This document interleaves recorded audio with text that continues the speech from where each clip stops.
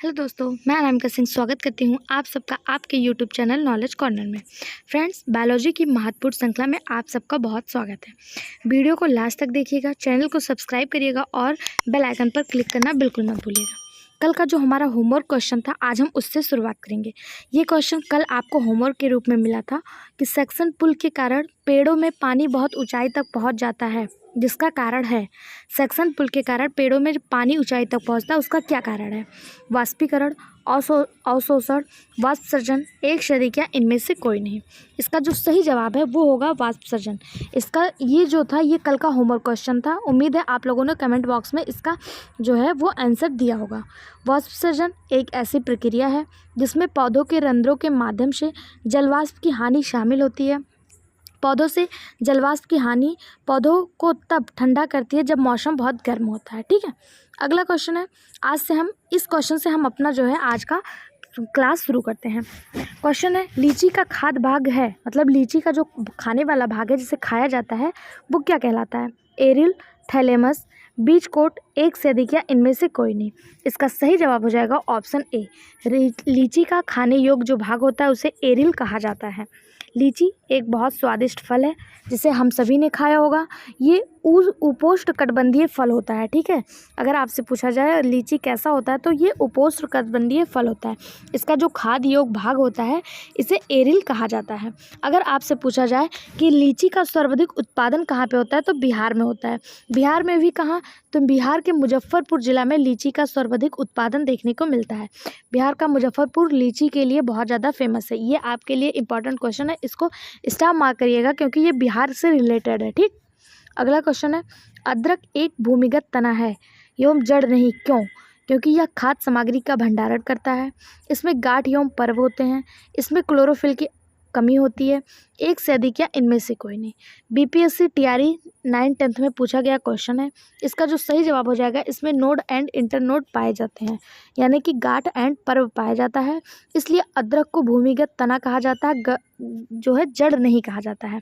अदरक के साथ साथ और भी कुछ एग्जाम्पल हैं जो भूमिगत तना के अंतर्गत आते हैं, जैसे आलू हो गया, ये भी तना होता है, एक जड़ नहीं होता है। ठीक, अगला क्वेश्चन है। जल परागित पुष्पों में परागकण होते हैं हल्के एवं चिकने, चिपचिपे, सूखे, एक से अधिक या इनमें से कोई नहीं। इसका सही जवाब हो जाएगा ऑप्शन सी, सूखे। जल परागित पुष्पों में परागकण कैसे होते हैं? सूखे होते हैं। ऑप्शन सी इसका सही जवाब हो जाएगा। अगला क्वेश्चन है। पौधों की जड़ों में मृदा से जल प्रवेश का कारक है वायुदाब, केशुकत, ऑस्मोटिक दाब, एक से अधिक या इनमें से कोई नहीं। फ्रेंड्स, अगर वीडियो पसंद आ रही हो तो तुरंत चैनल को सब्सक्राइब कर लें और वीडियो को लाइक कर दें। इसका जो सही जवाब है वो हो जाएगा ऑप्शन सी, ऑस्मोटिक दाब। पौधों की जड़ों में मृदा से जल प्रवेश करने का कारण ऑस्मोटिक प्रेशर होता है। ऑप्शन सी इसका सही जवाब हो जाएगा।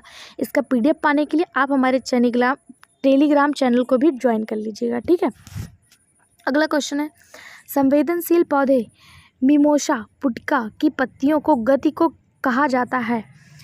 संवेदनशील पौधे मिमोसा पुटिका की पत्तियों की गति को क्या कहा जाता है? केमोनेस्टी, हाइड्रोट्रोपिज्म, थर्मोनेस्टी, उपयुक्त में से कोई नहीं। इसका जो सही जवाब हो जाएगा वो हो जाएगा ऑप्शन डी, उपयुक्त में से कोई नहीं। बीपीएससी बीएओ मार्च 2024 में पूछा गया क्वेश्चन है। बिहार में या फिर किसी भी एग्जाम में कहें तो जो क्वेश्चन होते हैं वो रिपीटेड होते हैं, इसलिए प्रीवियस ईयर क्वेश्चन बहुत ज़्यादा इंपॉर्टेंट होते हैं। आपको इसी चैनल पे previous year question history, geography, chemistry, polity सारे सब्जेक्ट के मिल जाएंगे। साथ ही साथ बिहार स्पेशल के भी प्रीवियस ईयर क्वेश्चन आपको इसी चैनल पर मिल जाएगा, आप उन्हें भी देख सकते हैं। इसके लिए आप चैनल को सब्सक्राइब कर लीजिए और जो है अगर आप पीडीएफ प्राप्त करना चाहते हैं तो टेलीग्राम चैनल को भी ज्वाइन कर लीजिए। इसका जो सही जवाब था वो था इनमें से कोई नहीं। क्यों? क्योंकि संवेदनशील पौधे मिमोसा पुटिका की पत्तियों की गति को सिस्मोनेस्टी कहा जाता है। क्या कहा जाता है? सिस्मोनेस्टी। और सिस्मोनेस्टी ऑप्शन में कहीं नहीं था, इसलिए इसका सही जवाब हो जाएगा इनमें से कोई नहीं। अगला क्वेश्चन है। निम्नलिखित में से कौन सा एक वनस्पतिक हार्मोन्स है? साइटोकाइनिन, इंसुलिन, एस्ट्रोजन, एक से अधिक या इनमें से कोई नहीं। तो अगर बात करें प्लांट हार्मोन्स की तो इसमें से जो साइटोकाइनिन है ये एक प्रकार का प्लांट हार्मोन्स है। इंसुलिन की कमी में इंसुलिन की वजह से ह्यूमन में आपको डायबिटीज़, शुगर देखने को मिलता है। एस्ट्रोजन एक मेल हार्मोन्स है। ठीक है, इसका जो सही जवाब हो जाएगा ऑप्शन ए, साइटोकाइनिन एक प्लांट्स हार्मोन है। ऑप्शन ए इसका सही जवाब हो जाएगा।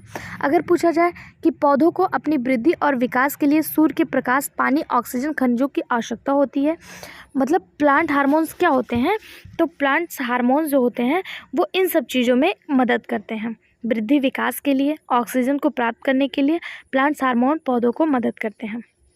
इंसुलिन की बात करें तो इंसुलिन अग्नाशय की लैंगरहंस की बीटा कोशिकाओं में पाए जाने वाला एक हार्मोन्स है जो क्या करता है, ग्लूकोज लेवल को मेंटेन करता है। वहीं पे बात करें एस्ट्रोजन, एस्ट्रोजन एक समूह है जो महिलाओं में समान यौन और प्रजनन विकास में महत्वपूर्ण भूमिका निभाता है।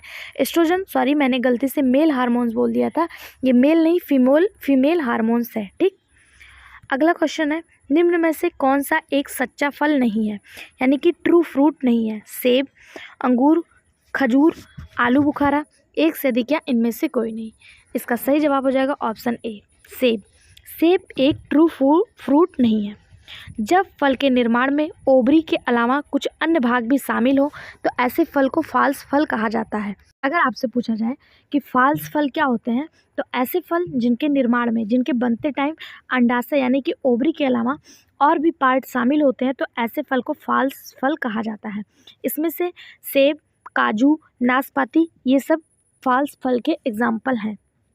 अगला क्वेश्चन है, पाइनस, फर, स्प्रून, सेडार, लार्च योम, साइप्रस आदि मशहूर लकड़ी उत्पादक पौधों में बहुत से भारत के पहाड़ी क्षेत्रों में भी पाए जाते हैं। ये सभी क्या कहलाते हैं? आवृतबीजी, अनावृतबीजी, द्विबीजपत्री, एक बीजपत्री, एक से अधिक या इनमें से कोई नहीं। इसका सही जवाब हो जाएगा अनावृतबीजी। ऑप्शन बी इसका सही जवाब हो जाएगा। पाइनस, फर, सुप्रस, सेडार, लार्च योम, साइप्रस आदि जो मशहूर लकड़ी के पौधे हैं ये अनावृत्ति के अंतर्गत आते हैं, अनावृत्ति पौधे कहलाते हैं। अगला क्वेश्चन है, फूल का फल बनता है, मतलब फूल का कौन सा भाग है जो फल का निर्माण करता है? ऑप्शन है बाह्यदल, पंखुड़ी, अंडाशय, अपरा, एक से अधिक या इनमें से कोई नहीं। इसका सही जवाब हो जाएगा ऑप्शन सी। फूल में पाए जाने वाली जो ओवरी होती है, अंडाशय होता है, वो फल का निर्माण करता है। जहाँ पे ओवरी के अलावा और भी पार्ट शामिल होते हैं वो फाल्स फल आते हैं, और वो फल जो केवल ओवरी से मिलकर बना होता है वो ट्रू फल के अंतर्गत आता है। अगला क्वेश्चन है, लौंग एक मसाला पौधे के किस भाग से प्राप्त होता है? मतलब लौंग जो है वो पौधे के किस भाग से प्राप्त किया जाता है? फल, तना, जड़, फूल की कली, एक से अधिक या इनमें से कोई नहीं। इसका सही जवाब हो जाएगा ऑप्शन डी, फूल की कली। लौंग एक मसाला है जो फूल की कली से प्राप्त होता है। ऑप्शन डी इसका सही जवाब हो जाएगा। लौंग जिसे क्लॉव्स कहा जाता है या बंद कलियां या पुष्प कलियों का एक रूप है और यहीं से ये प्राप्त किया जाता है। अगला क्वेश्चन है, लौंग पौधे में निम्नलिखित में से किस भाग से प्राप्त होता है? सेम क्वेश्चन, देखिए मैं बार बार कह रही हूँ प्रीवियस ईयर क्वेश्चन बहुत ज़्यादा इंपॉर्टेंट होते हैं। 66 बीपीएससी 2020 और 56 बीपीएससी 2015 में सेम क्वेश्चन पूछा गया है। बीपीएससी हमेशा अपना क्वेश्चन जो है वो रिपीट करता है, इसलिए प्रीवियस ईयर क्वेश्चन आपके लिए बहुत ज़्यादा इंपॉर्टेंट है। प्रीवियस ईयर जितने भी क्वेश्चन हैं 2000 से लेकर अभी तक 2025 तक सारे प्रीवियस ईयर क्वेश्चन आपको इसी यूट्यूब चैनल पे मिल जाएगा। इसलिए आप चैनल को तुरंत सब्सक्राइब कर लीजिए क्योंकि इस पे सारे सब्जेक्ट के प्रीवियस ईयर क्वेश्चन कराए जा रहे हैं। तो अभी हम लोगों ने देखा था कि लौंग क्या है, लौंग शुष्क पुष्प कली है, यानी कि एक कली का ही रूपांतरण लौंग होता है। ऑप्शन डी इसका सही जवाब हो जाएगा। अगला क्वेश्चन है, करकुमा लौंगा कौन से मसाले का वैज्ञानिक नाम है? अब देखिए यहाँ पे साइंटिफिक नाम दे दिया करकुमा लौंगा। लौंग से आपको कंफ्यूज नहीं होना है क्योंकि करकुमा लौंगा जो है ये हल्दी का साइंटिफिक नाम है। ऑप्शन सी इसका सही जवाब हो जाएगा।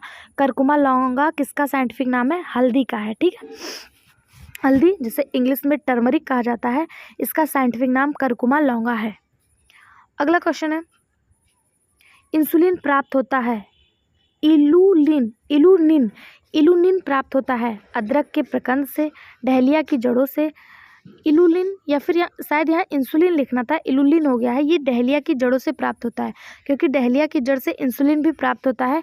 यहाँ पे इलुलिन की जगह इंसुलिन होना था, डहलिया की जड़ से प्राप्त होता है। ठीक है, अगला क्वेश्चन है, मलेरिया के लिए कुनेन एक समान दवा है, एक पौधे से प्राप्त होता है। यह दवा पौधे के किस भाग से प्राप्त किया जाता है?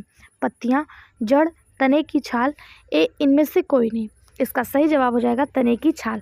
ऑप्शन सी, मलेरिया के लिए जो कुनैन प्राप्त किया जाता है वो तने की छाल से प्राप्त किया जाता है। और किस पौधे से प्राप्त किया जाता है अगर आपसे पूछा जाए तो सिनकोना नाम का एक पौधा होता है जिसकी छाल से, जिसके तने के छाल से कुनैन नामक दवा बनाया जाता है जो मलेरिया के उपचार में उपयोगी होता है। ऑप्शन सी इसका सही जवाब हो जाएगा।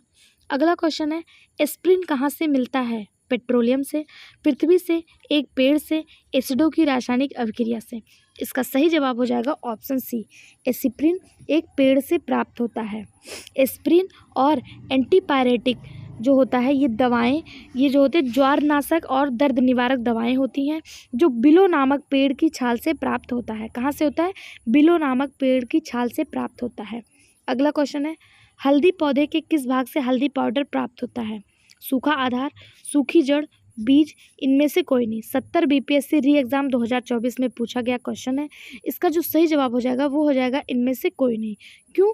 क्योंकि हल्दी जो होता है वो पौधे के मतलब हल्दी पाउडर हल्दी के पौधे के भूमिगत तने अर्थात प्रकंद, जिसे राइजोम कहा जाता है, वहाँ से प्राप्त किया जाता है, ना कि सूखी आधार, सूखी जड़ या बीज से।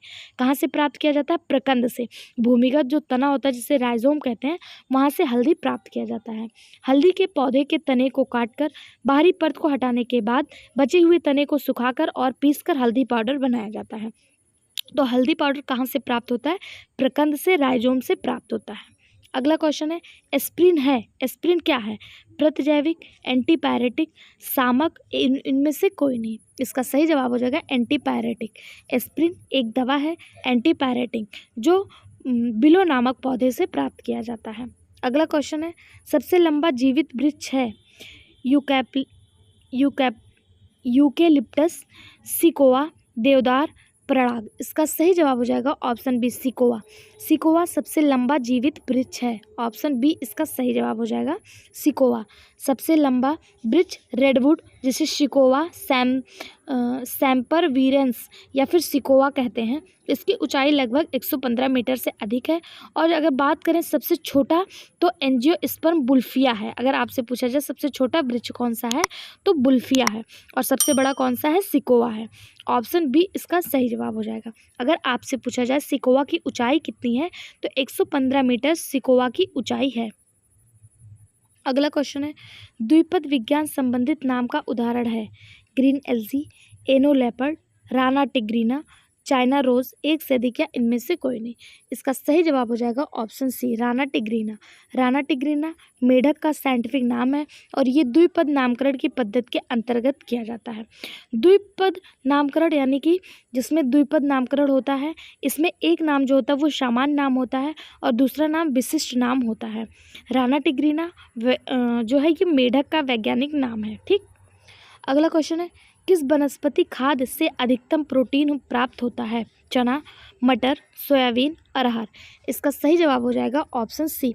जितने भी दलहनी पौधे होते हैं, लेग्यूमिनस प्लांट होते हैं, सबसे जो है वो प्रोटीन प्राप्त होता है। लेकिन यहाँ पे एक वर्ड दिया, अधिकतम प्रोटीन कहाँ से प्राप्त होता है, तो इसमें से अधिकतम प्रोटीन सोयाबीन से प्राप्त होता है।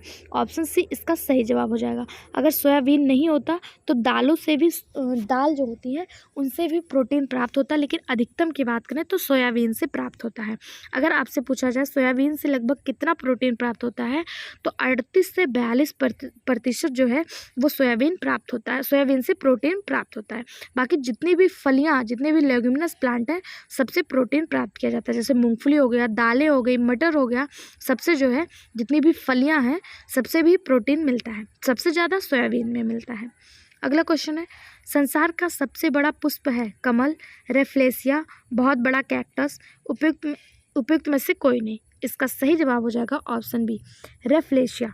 रेफ्लेसिया पूरे विश्व में पाया जाने वाला सबसे बड़ा पुष्प है, सबसे बड़ा फूल है। यह कहाँ पाया जाता है तो यह इंडोनेशिया में पाया जाने वाला एक प्लांट है। इसकी खोज जोसेफ अर्नोल्ड द्वारा 1818 में किया गया था। ठीक।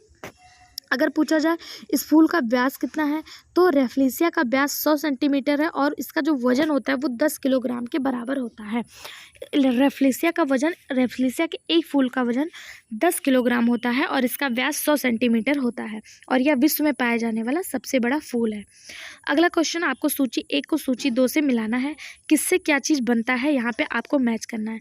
लीलन किससे बनता है, मोहायर, जटा और डाउन किससे बनता है। इसका जो सही जवाब हो जाएगा वो यहाँ से हम लोग मिला लेते हैं कि लिनन से सन का पौधा, सन के पौधे से लिनन बनाया जाता है। सन के पौधे से क्या बनाते हैं, लिनन बनाते हैं। सन के पौधे से लिनन नामक कपड़ा बनता है। नारियल के पौधे से जटा या फिर कायर बनता है।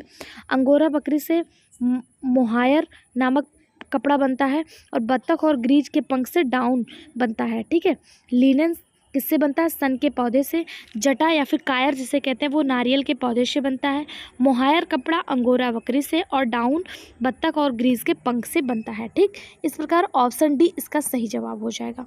अगला क्वेश्चन है, एड्स निम्न कारणों में से किसके द्वारा होता है। पानी, जीवाणु, विषाणु, फफूंदी, एक से अधिक या इनमें से कोई नहीं। इसका सही जवाब हो जाएगा ऑप्शन सी। एड्स जो होता है ये विषाणु के द्वारा, वायरस के द्वारा होने वाला रोग है। 64th बीपीएससी 2018 और 2016 दोनों में पूछा गया क्वेश्चन है। प्रीवियस ईयर क्वेश्चन बार बार रिपीट होता है, इसलिए मैं आपसे कह रही हूँ कि प्रीवियस ईयर क्वेश्चन जरूर देख के जाइएगा। हिस्ट्री, ज्योग्राफी, पॉलिटी, केमिस्ट्री सभी सब्जेक्ट के प्रीवियस ईयर क्वेश्चन आपको हमारे इसी यूट्यूब चैनल पे मिल जाएंगे, इसलिए आप चैनल को सब्सक्राइब कर लीजिए और प्ले लिस्ट में जाके सारे सब्जेक्ट के प्रीवियस ईयर क्वेश्चन जरूर देखिए। एड्स विषाणु के द्वारा होने वाला रोग है। अगर पूछा जाए एड्स का फुल फॉर्म क्या होता है, तो एड्स का full form acquired immuno deficiency syndrome होता है और ये एक विषाणु जनित रोग है। इसके लिए जो जिम्मेदार वायरस होता है उसे HIV कहते हैं। HIV का full form human immuno deficiency virus होता है। इसी के कारण एड्स जो होता है वो फैलता है। अगला क्वेश्चन है, HIV द्वारा होने वाला रोग है। देखिए सेम क्वेश्चन बस घुमा के आपसे पूछ लिया गया कि HIV के द्वारा कौन सा रोग होता है, तो एड्स होता है HIV के द्वारा।